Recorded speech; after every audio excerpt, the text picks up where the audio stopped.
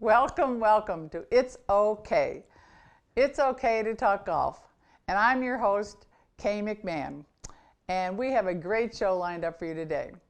We're going to talk a lot about the history of golf. We're going to talk about the rules of golf. We're going to talk about instructional pieces, which are going to be very, very simple. And of course, we're going to have some very interesting interviews of who's who in golf. I think you're going to find them very fascinating. So stay tuned. Let's get started. At the sports desk at WKAY TV is now open.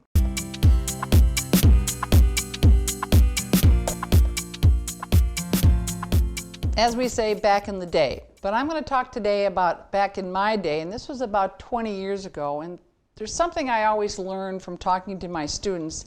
And I want to talk a little bit about the strange terminology in golf. So this was back in my day when I actually learned something, and some terms that we've actually used a lot. So I'm going to talk about the words open and closed in relationship to my stance and in relationship to the club head. So it's very interesting, and I did learn this from one of my beginning students one day, is that when I have a normal stance and I'm parallel to where I want to go, yet when I take my body and I open the front of me up, or I turn my body to the left for a right-handed golfer, that's called an open stance. Now when I take my body and I actually turn it then to the left, or I close the front of me up to my target, that's called a closed stance. Yet it's very interesting that if I take the club head and I turn the club head to the right, that's called open, yet my body's to the left. When I take the club head and I turn the club head to the left, that's called closed. So no wonder people get confused, because we've got our body, when it's to the left, is called open, yet the club head is closed. When my body is closed and the club face is to the right, that's called open and closed. So it's very confusing. So back in the day, I learned that the terminology of golf really needs to be defined a lot better, and that'll be back in my day for right now.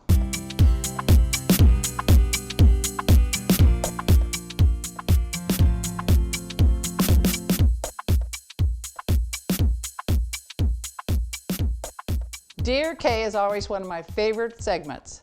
So let's see what our first viewer has to say today. Dear Kay, it seems I'm a fair weather golfer. When it rains, I stop. When it's cold, I don't play. And if the wind comes up, I head for the 19th hole. Perhaps if I were more prepared to deal with the elements, I would be doing myself a favor to enjoy this sport and play as it's to be played, come what may. You can imagine how my playing partners feel about me. We've got lots of things to talk about for our fair-weathered friend. So I'm going to go and get a few things of how I get prepared. The number one thing, no matter what kind of weather, you want to be prepared. So I'll be right back. Let me go get a whole bunch of stuff so we can talk about how to be prepared. So I've got a few things to show you about how to be prepared. The number one thing is to always have some rain pants in your bag. It may not be the most fashionable things, you may not be the most attractive, but you'll definitely stay dry. Now the number one thing to remember is that they call them rain pants, but I've used them much more for the wind, and it'll also keep you a lot warmer, so it won't be as bulky as having a rain jacket on or something like that. So the rain pants are very, very effective. Keep your hands warm. You can always bring your winter gloves, especially in the summertime, because they won't be packed away. So you bring your winter gloves, became very helpful. But the other thing you want to remember, if you don't have the gloves with you, you can use your head covers on your hands, especially if you're in the cart, because your hands get so cold hanging out of the steering wheel. So it's the poor man's gloves is to use your head covers, all right, or keep your winter gloves in there. With that being said, the next thing that you always want to have, especially for the rain, is that you want to have a towel with you. All right, it's also good for cleaning your clubs, but you really want to be able to keep your hands dry. That's the most important thing, and to keep the grips on your clubs dry. So with that being said, the number one thing for rain, obviously, is an umbrella. And I have a very large umbrella, and I think that that's very helpful.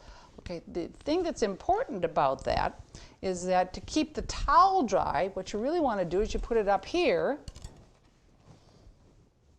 before it starts raining. And now your towel also is going to stay dry. So now you've got it up here, and you can keep your hands dry by just doing this, but it's important to keep the towel dry. So you want to be prepared. And it's very simple things to do that. If all of that fails and it really starts to rain very hard, as you said, head to the 19th hole, and have a nice hot toddy. With that, but remember, be prepared.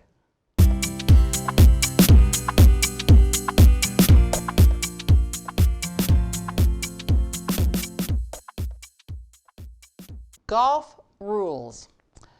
We're going to talk about a rule, especially during this sometimes inclement weather when it rains a lot, and this would be called a local rule, which we call lift, clean, in place. Oftentimes you'll see that on the TV. A couple weeks ago, I think they just played that on the tour because they wanted to really talk about getting a good lie. So lift, clean, in place simply means that if it's been inclement weather, the lies are bad throughout the whole golf course, but it would be a local rule, so it's not in the rule book. And lift, clean, in place simply means that you would mark your golf ball. All right, you can pick it up, and then you can give yourself a very, very good lie. The lie of the golf ball is very important to making a better shot. So you'll often see the rules committee do that. So to me, it really means that you just give yourself a good lie, and it's usually within one club length of where you marked your ball from in any direction, no nearer the hole. So it's a very simple rule, but it's called lift, clean, in place, and you'll often see it on the TV. So just remember, golf rules.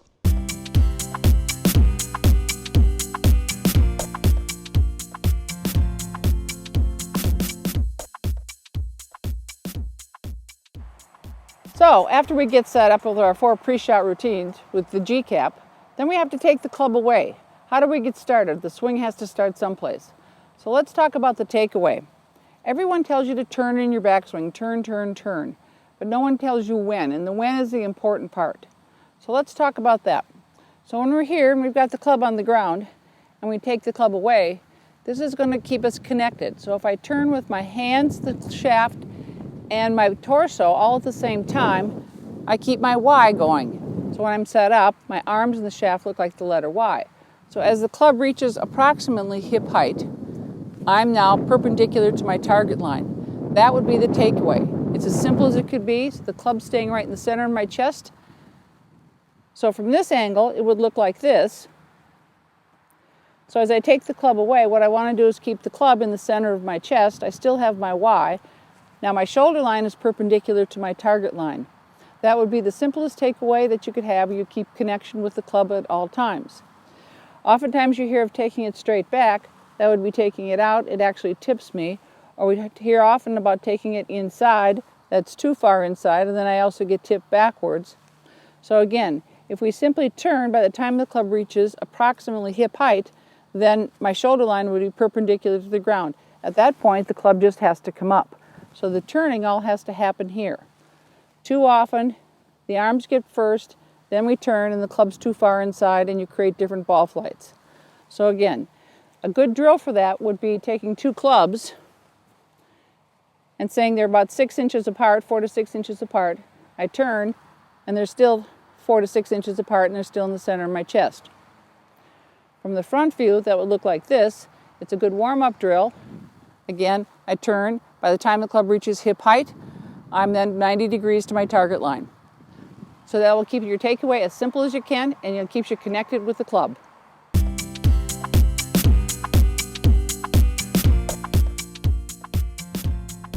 So today I've got Henry Glavin here, the father behind the girl, Maria Glavin, one of my future major LPGA stars, who's all of 10 years old. So we want to have a little interview with you to talk a little bit about what it's like to be the father of a future up-and-coming star. And you have 2 children now, so Maria is 10 and James is almost 2. But you started Maria at a very young age. Can you talk about why you started her then? Sure. When Maria was about 3, she wanted to spend some time with me. And some of the things she wanted to do, like tea parties or play with dolls and stuff, I did that. But at that time, I started thinking, well, maybe there's something we can both do that we both enjoy. So, you didn't enjoy the tea parties? You're playing with the dolls? I did enjoy even more. So at the time, I had been playing golf for maybe a couple of years. And I thought, well, let's see if Maria likes it. So I started to bring her along to the course with me and around the practice green and the driving range. And she really liked it. And so at that time, I thought, well, maybe we're onto something here. So we started to go more and more. And then that fall, after the season, I thought, well, it's time to get her lessons. So I love this story about lessons because I didn't know this for the longest time, because Maria now has been taking lessons for me for 6.5 years since she was 4.5. So tell me how you what your plan was about how to get her lessons, because you're also a very avid golfer. As we found out from Maria, you do a lot of research on the internet about golf swings, which is sometimes we'll talk about the good news and the bad news. But you tell me about your plan of what you were going to do about lessons. I wanted to get Maria a good instructor, so I had done a bunch of internet searches and I had a list. I had narrowed it down to 3 or 4 instructors that I decided we were definitely going to interview. So I contacted you first, and we set up a time. I was to the see lucky you. one. Not really, but so at the time you were teaching lessons full-time in Massachusetts. So we arranged a time to come out and see you, which we did, and you gave Maria a lesson. And at that time I thought, well, it was love at first sight. I said to myself, I was going to interview all these other golf instructors, but you seem to have everything we were looking for. So we never went anywhere else. Okay, I'm going to ask you a question about what did you probably had, like you were shopping, and I will say this, that I think what you did is very, very smart, and I think more parents should really do this, and this is why I want to talk to you, is that you should interview the golf instructor, and you should find out if it's a good match just before you're going in. And I didn't recommend that to you at the time, but other parents have come and interviewed me and see if the child and I even get along. So I think that what you did, that plan was exceptional. Again, I do find myself the lucky one because we got to know you. But what types of things in an instructor were you looking for? I guess I was looking for someone who was teaching what I consider to be like a traditional or a classic type swing. I have taken lessons myself going in beforehand, and there are some instructors who I guess sort of are trying to find like the latest greatest fad or whatever. Whoever's currently ranked number 1, they're modeling their swing after that person or whatever. Right. And so I wanted to go sort of a more traditional approach, and I also was looking for someone who I thought was really particular about sort of the science or the swing, who really looked at it in a real detail-oriented analytical approach, as opposed to somebody who just tells you one thing and to try to be a cure-all. It was really, I thought you had the right approach and sort of a holistic approach towards the swing. Well, I do. I tend to talk about it, and neither one's right or wrong, but about, like, sometimes people teach it in Post-it notes. Like, there's little Post-it notes, and they kind of don't connect all the Post-it notes, or you don't make it into the full story and stuff like that. But the first lesson I remember, she was on the box, and she was so intent looking at the video camera, and I was like, the intensity at 4.5, it's only gotten more since she's at 10 and stuff like that. So she progresses pretty fast, and you practice a lot together. We do. As a father, how is that for you? You're spending a lot more time together, so that's probably the good news. Yeah. Does it ever get difficult from your end, trying to tell her stuff to do? How's that changed over the years? Well, initially, when she started when she was young, she was with you at 4.5. So, for parents who are teaching a young golfer, in that patience is an absolute requirement. Okay, now she's at 10, and so it's a lot easier to coach her now. It's just unbelievable. I mean, I think the 6 years that she spent with you, it's, I'm telling her something and she's already, reading my mind, and know what to do before I even finish my sentence. So it's great. Yeah, she does. That's the objective of how I teach it, and I think that every child should have to know their own swing. Oftentimes we have a lot of parents that tend to give it too much information, and then they kind of get confused. So we've had a couple of those stumbling blocks where you've done a little research more than I've wanted you to do on the internet. But we come back, because don't you feel like she's not playing competitively, Yes. and you're caddying for her? Can you talk a little bit about why you decided to do that? some of the good stuff, some of the bad stuff from a parent side? Well, with the competitive golf, we did sort of a transition. I guess you could say like the first step was getting lessons. Oh, that's good, right. And then, after she had been taking lessons for 2 or 3 years, then I sort of took the steps of doing like these smaller type quasi tournaments, which was the drive, chip, and putt, and the PGA Junior League, where they play with a teammate in a scramble type format. 2 or 3 teammates, and then after she had done that for a year, then she started to play like what I guess you consider to be like TV golf, which is you're playing on your own and you're posting a score and counting all your shots and things like that. So we got into that, and overall it's all good. There's frustrating times, absolutely, but that's one of the great things about golf is if it was easy, everyone would do it, right?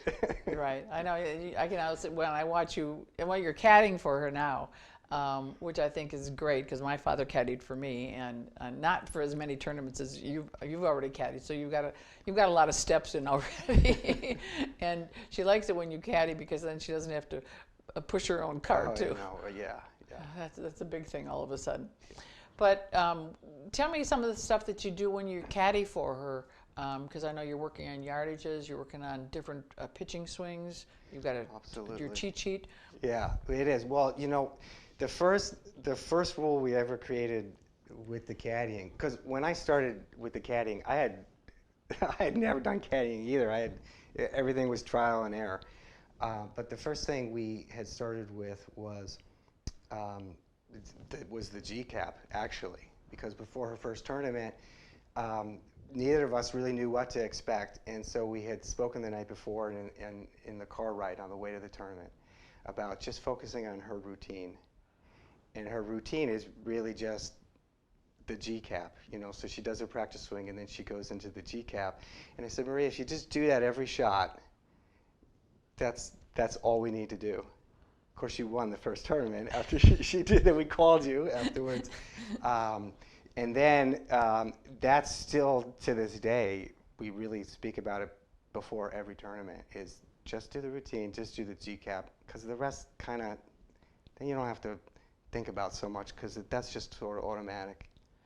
It tends to put people in what we call a zone without them really even thinking about it. Yeah, that's the perfect way. It's the zone. Yeah, and people can talk about the zone, you can talk about sports psychologists and all this stuff, but because when they have this, everyone said do a pre-shot routine. That's fine. But this gives them a very specific pre-shot routine of what to do, which is, as she is, when we talk about G-cap for other people, it's grip, club head, alignment. And as she told me too, she said, I've never had to think about posture.